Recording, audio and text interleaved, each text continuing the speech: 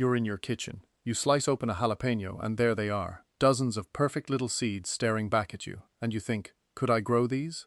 It feels almost too easy. Free seeds, right there in your grocery store pepper. Why wouldn't you try? Well, here's where it gets interesting. The answer is maybe. And the reason it's not a flat yes or a flat no has everything to do with something called hybrid breeding. And once you understand it, you'll look at every pepper in the produce aisle completely differently. Stick with me, because by the end of this video you're going to know exactly which seeds are worth saving, which ones are a gamble, and how to actually pull off a successful grow from store-bought peppers, if that's the route you want to take. Welcome back. If you're new here, hit subscribe and ring that bell so you don't miss a video. Today we're tackling one of the most common questions I get, especially from beginner gardeners. Can you grow jalapeños, or any peppers, from seeds you pull out of store-bought peppers? It's a completely reasonable question. Seeds are expensive. Peppers are right there at the grocery store.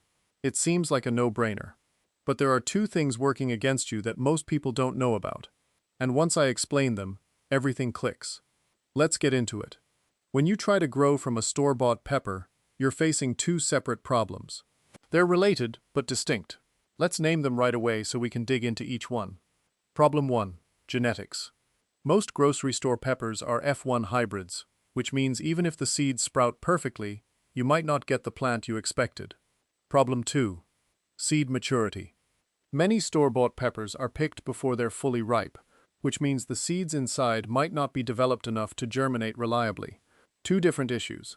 One is about genetics, the other is about seed maturity, and you need to understand both if you want any shot at success. Let's start with the seed maturity side first, because it dictates exactly how you choose your pepper in the grocery aisle. Think about how peppers get to your grocery store. They're picked commercially, often before they've fully ripened on the plant so they can travel long distances. Take a look at this classic green jalapeno. We love eating them green, but botanically speaking, this pepper is completely underripe. It's a baby. Because the fruit isn't finished growing, the seeds inside aren't fully developed either. They lack the stored energy they need to break through the dirt. If you plant seeds from a green pepper, your germination rate is going to be close to zero. But look at this red one. As a pepper matures on the plant and changes color, the plant begins pumping an intense final investment of nutrients directly into the seeds to ensure the next generation survives. So if you're going to try growing from store-bought peppers, step number 1 is non-negotiable. You must buy the ripest, most vibrant, fully colored pepper you can find. Red, orange, or yellow, never green. Instead of just talking about it, let's actually harvest these seeds right now so I can show you how to test if they are even alive.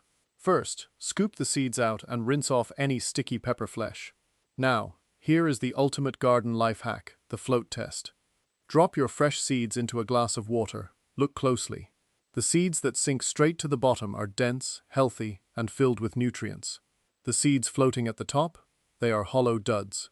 Skim the floaters off and throw them away.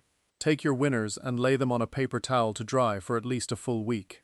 Damp seeds will rot or grow mold before they ever germinate. Because store-bought seeds are less reliable, plant more than you think you need. Aim for 6 to 10 seeds per pot. Give them plenty of soil warmth, and be patient. Peppers are notoriously slow starters. 3 weeks to sprout is completely normal. Now, let's say your seeds pass the float test. They dry perfectly, you plant them, and they sprout. You're feeling like a genius. This is where you run right into problem number 1, the F1 hybrid plot twist. What does F1 hybrid actually mean? An F1 hybrid is the result of a deliberate, strictly controlled cross between two different parent plants. Commercial seed companies do this intentionally. They take parent A for its massive yield and parent B for its perfect shape, and they cross-pollinate them. Every single pepper resulting from that cross will look identical. For supermarkets, that predictability is everything.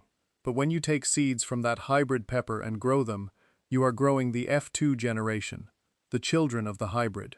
And genetics love a chaotic remix. Those locked-in traits split apart completely at random.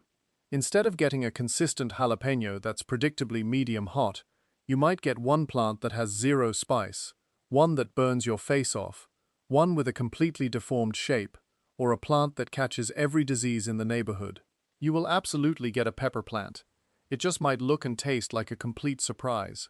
So how do you beat the genetic lottery? you look for the magic words. Open-pollinated.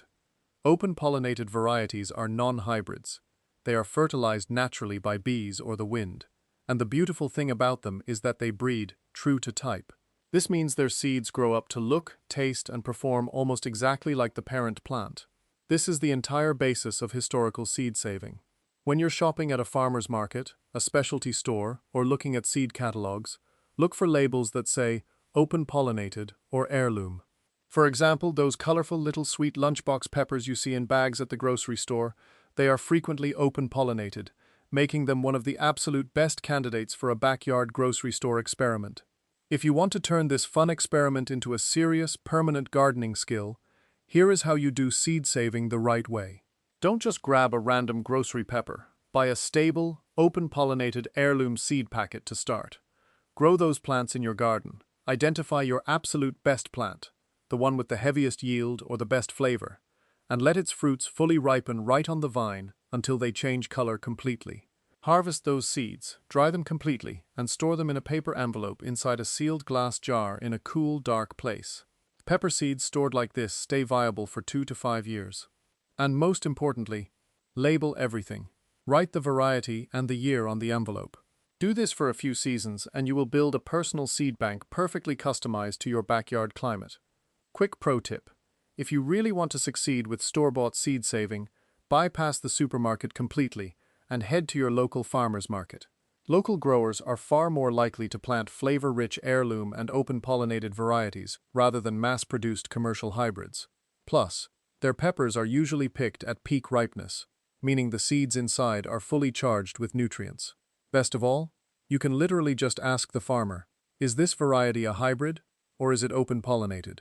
If they say it's open-pollinated and it's fully ripe, you just found your perfect seed source. Let's bring it all together. Most supermarket peppers are F1 hybrids, making their offspring an unpredictable science experiment. Green peppers are underripe, so always hunt for the brightest, fully colored fruits to ensure the seeds are mature. And if you want total predictability, stick to heirlooms and open-pollinated varieties. But if you just want to have some fun and see what happens with a 60-cent jalapeno, go for it. Gardening doesn't always have to be textbook perfect. Sometimes the mystery is the best part. I want to hear from you. Drop a comment below. Have you ever grown a plant from a grocery store snack? What happened? Did you get a regular pepper or a total mutant? Let me know. Give this video a thumbs up if it helped you understand plant genetics a bit better, subscribe to the channel, and go get your hands dirty. I'll see you in the next one.